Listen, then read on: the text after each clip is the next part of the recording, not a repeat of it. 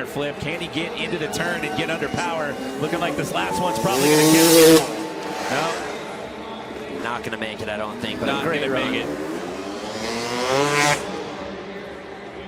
So that one's for the crowd. And it's crazy to hear the crowd going wild over a one-handed hard after everything we just saw. It's kind of cool to see a little mixture. They're fired up down there. We got some hardcore Moto X fans here in Minneapolis. Look at the tuck right here on the front flip and then taking the feet off. Great extension.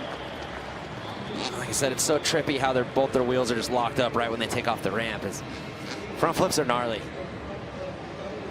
It's just crazy to watch. I mean, they both do it perfectly, but to see the different styles that they have and how they do it, but they've both put this down feather touch smooth out here tonight. I mean, going back to what I said earlier, it's baffling to me that we're at this point in the sport where you see this going down with ease in the middle of a freestyle competition. So there is a shot of your current leader. That is Josh Sheehan sitting in that top spot with a 90 flat as we await the score. And Rob Adelberg has done it. He's into the 90s, a 92.33.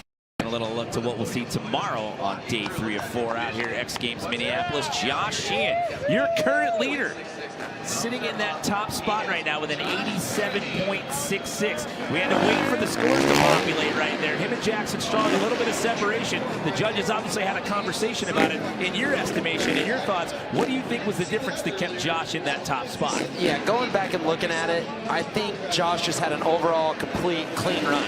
Every trick he did was smooth. Every trick he did was massive. I think maybe some of those smaller back or front flip variations, excuse me, maybe got docked a little bit. You know, the knack front flip, it's an awesome idea, but you've got to extend the tricks when you do them. And like I said, watching Josh's run right now, you haven't seen one trick that kind of looks minimal or like he's kind of, you know, just barely stretching out. Everything's huge. No, everything's maxed out. There's no tentativeness. And a great flow around the course as well.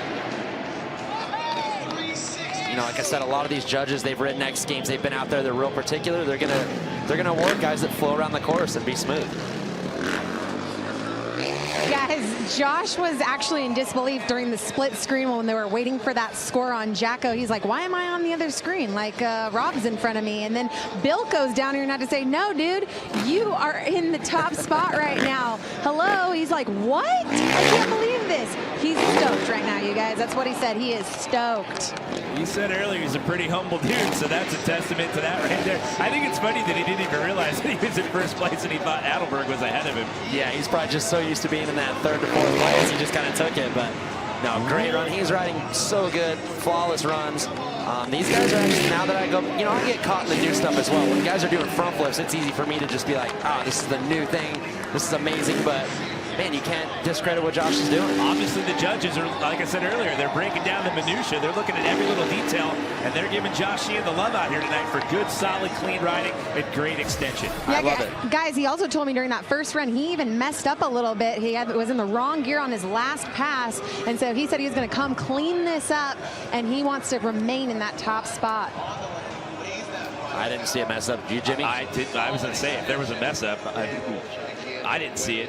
Take a look at these replays. I have not seen one slip up. Everything just looked dialed. He was clean, great landings, great extension, as you said. Oh, now he's excited. Now he realizes he's in first place. Well, if he doesn't realize it later on, at least he has Bilko down there to tell him. 90 flat. Hello, everyone. We are into the 90s here.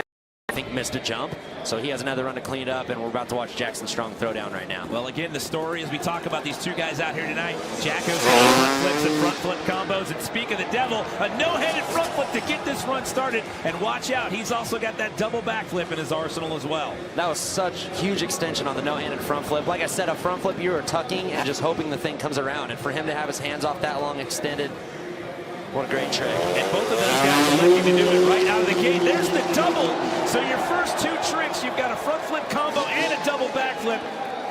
Not a bad start to a freestyle run, if you ask me. Where do you go for the next 45 seconds after that? Yeah, he's got to keep it together. The emotions run high. Like I said, these guys have been sitting around for hours since practice. And to come out with a front flip, right into a double backflip, you've got to calm yourself down. You've got a lot of run left. Yeah, for those of you watching at home, we keep focusing on those 2 tricks because they're key elements in these guys' runs. However, with the 75-second run, the judges are looking at the overall scope, the overall impression of what you do in that time frame.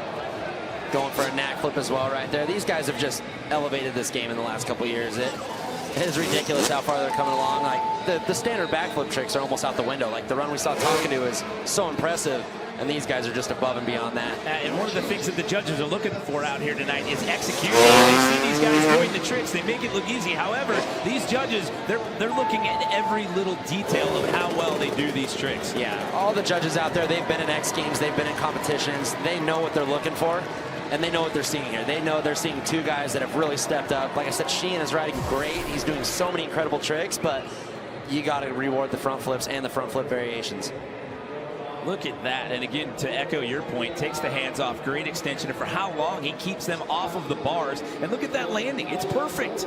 Yeah, really smooth run out of Jacko. He's been notorious for being a little wild, but this run was probably one of the most dialed ones I've seen him do in a long time. And especially for him to come back after starting up the season with an injury. He got injured in practice at X Games Aspen leading into Snowbike Best Trick. Had to sit that one out. Watch from the sidelines.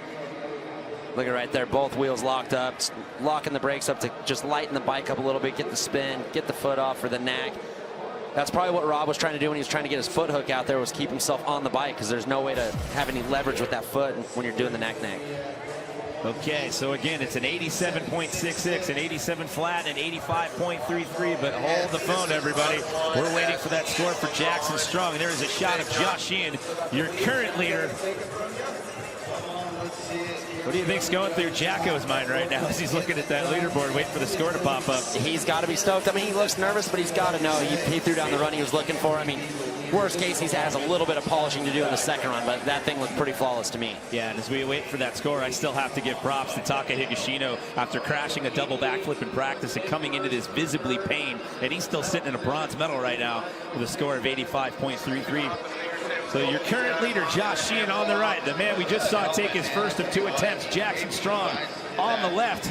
It takes a while for this score to come in. That tells me that the judges are having a conversation over there in that booth. Yeah, I mean, these guys' careers ride on what they think and their opinion is, so they want to make sure they're thorough with it. I'd rather see them take a little bit of time and get the scores right than rush it and, you know, be a little off. Well, the best possible run score you can get is 100. So an 87.33, and after all of that, it's not going to be enough to overtake Josh Sheehan. Vibes and well wishes going James Foster's way, and we look to see you in the future at X Games, James. So we are down to our final 2.